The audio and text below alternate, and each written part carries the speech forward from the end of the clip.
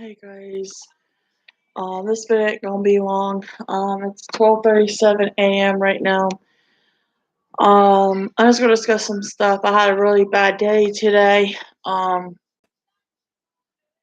been really off today. I've been tired. I've been just not feeling my best today, and I actually broke down and cried earlier today. I had to smoke a couple of cigarettes to calm my nerves down. So it's been a really rough day for me today, y'all, and everything. I'm going to be staying up all night, try to, because I got to watch my bank account. Only God knows if we're going to actually get our stimuluses today for those who supposed to be getting it today. We'll see. I also have to be up really, really early in the morning anyway. So when I have to wake up that early in the morning, I just stay up because if I go to sleep, I'm not waking up till 11 the next day. Drinking some lemon water. I had a company this morning, and my cat loved the company. He actually let my friend walk him on the porch with his harness and leash. If you guys want to see my cat, if he lets me pick him up, I'm not sure if he's gonna let me pick him up, but I'm gonna try to. So just give me a minute. Hopefully, he doesn't scratch me. Hey, Baba. This is Snowflake. Snowflake. Oh yes. He loves Snapchat a lot better.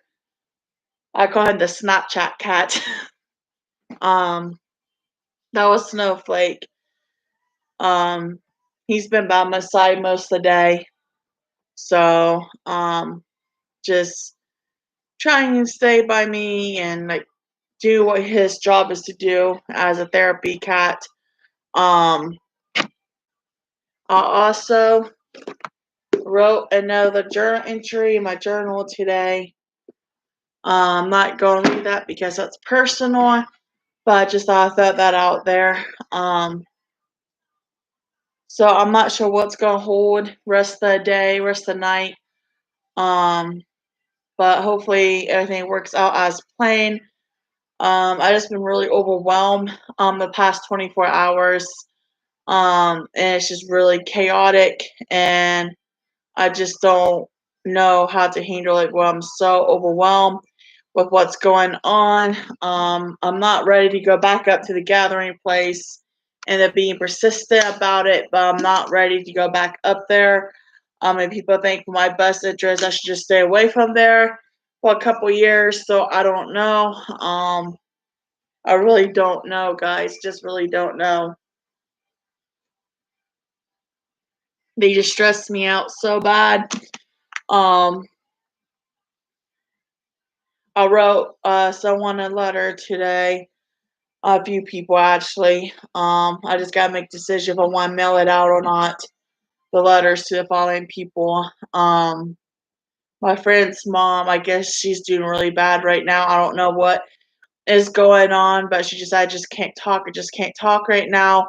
So she was kind of manic. So I don't know what's going on, but when she's manic like that, something bad had to happen. So I'm not sure what's going on. I'll try to call them back later on today to just check on them to make sure they're okay. I'm not sure what's going on, but it doesn't sound good.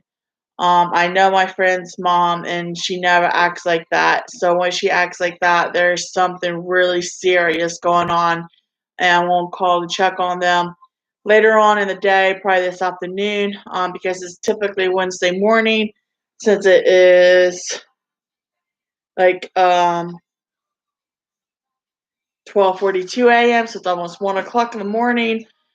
I went to the chiropractor yesterday, and I found out why I have this hump in my back, and there's really nothing they can really do about it.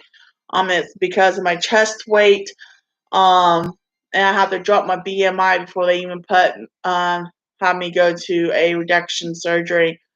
They said my chest weight is what's causing the hump. It's bringing me forward, which is messing up my spine even more. And I also found out I'm starting to lose weight again. When I first started the weight loss journey, I was 360 pounds at my highest weight. Then I dropped down to 325, went up back up to 336, and now I'm down to like 333. So that's how my weight range has been. And I'm going to try to continue dropping down my weight when I can. But it's kind of hard when you have like a lot of physical health problems. So I'm just taking baby steps. That is counting heart problems, the back problems, skeleton problems, um, then sinusitis issues, and then I have anemic issues. And like pretty much all my issues is physical health. Nothing really has to do with mental health. It's more my physical health that is what's really the issue. Um, so I'm just chilling and listening to music on the phone that's on charge when I be seeing my case major in the morning. So I mean, I just really don't have much to talk about.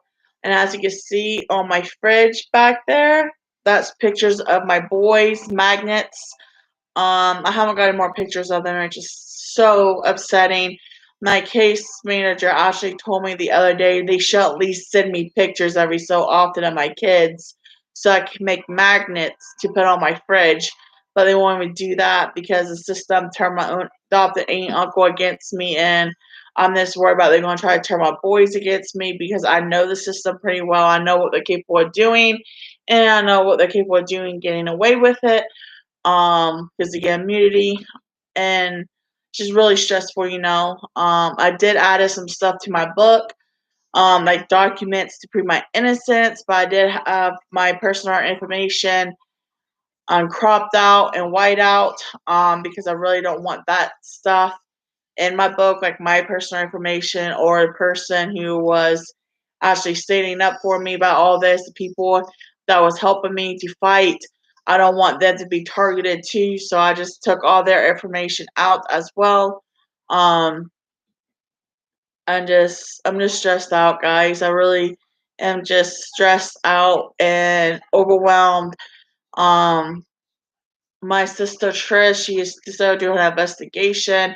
So she told me not to log on to any of my accounts till the investigation's through, and they need to use my accounts to investigate Brian Swisher.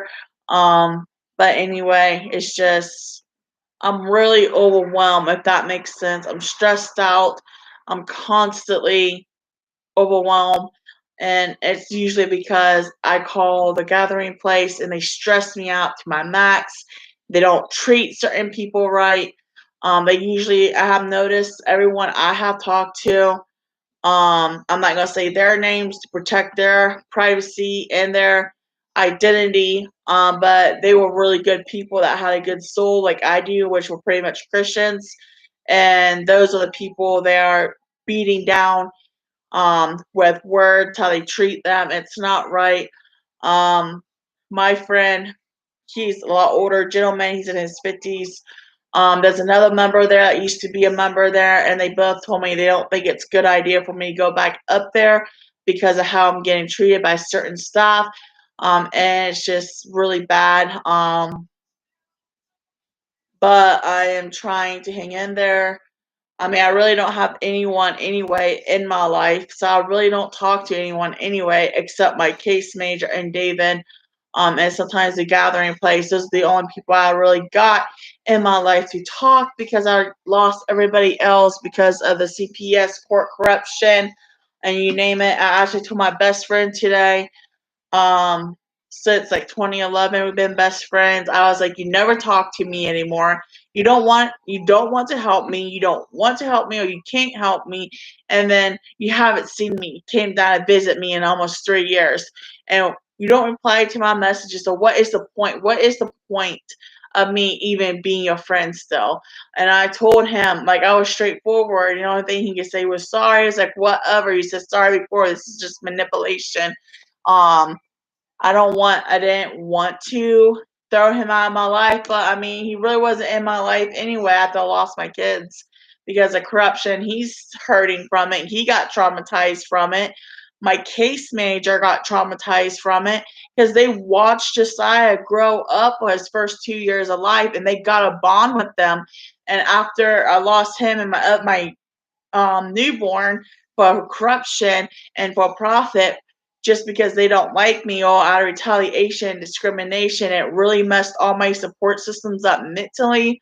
Some of them actually quit their jobs. Well, half of them quit their jobs because it really messed them up mentally. Like Head Start, most of the workers I was there work with me and Josiah, they quit their job shortly after I lost my newborn and Josiah, so they were affected by the corruption, and it caused them unnecessary trauma, as it did my case manager and some of my friends. And they just don't want to really talk about it because it hurts them too bad. But my case manager did tell me she misses my kids a lot. um, she was there when Dylan was born. She was there with Josiah for his first 2.5 years of life, watching him grow up since he was 6 months old. And it just really affected a lot of people in my support circle when they committed a fraud and the corruption for profit to just strip my rights away for profit out of retaliation and discrimination. And it really messed my support system up. And because of that, I lost most of my support and everything. And it's just really hard on me and everything. It's stressful for me. It's stressful for the people who was around my kids. It's stressful for my friend who was there at every single ultrasound, every single well check, every single postpartum. He was even there with me while I was in the delivery room in the lobby waiting for me to get out of the OR. So I mean, it really affected a lot of people. And Eric actually been around Josiah since he was a newborn baby. So I mean, I can only imagine how bad it affected him. And I'm not trying to hold any grudges or anything because I'm starting to like summon up. A lot of people are traumatized because of the loss of my kids. But the ones who's been more affected about this corruption is me and my kids. Me and my kids all were traumatized because of CPS corruption. And I know there's something off with my kids. And a mother instinct does not lie to people. A mother's instinction and a mother's gut feeling will not lie to the mother. Like when I know when something's off with their kids, they just know. And I really honestly feel there's something off my kids right now. I'm not sure, but I just had a strong feeling, like I just know, but I don't want to jump to conclusions like some people accuse me of. um, so I'm just going to end this video. I mean, I'm sorry, there's a lot of rainbowing on, but I mean, there's stuff that needs to be talked about. There's stuff that needs to be off my chest, and I want everyone to know who uses social media that no one life is all rainbows and unicorns as a figure of speech. Not one life is perfect. And I think these youngsters need to understand at a young age, not everybody they see on social media is actually all sunshine, rainbows, and unicorns. They need to see the other side of it because they want to be all these little they want to be all these influencers. They think they got the most perfectless life. And when it comes to reality, no one's life is perfect. I know the people that looks up to me, like part of my YouTube channel, my social media, there's even kids and teenagers that look up to me.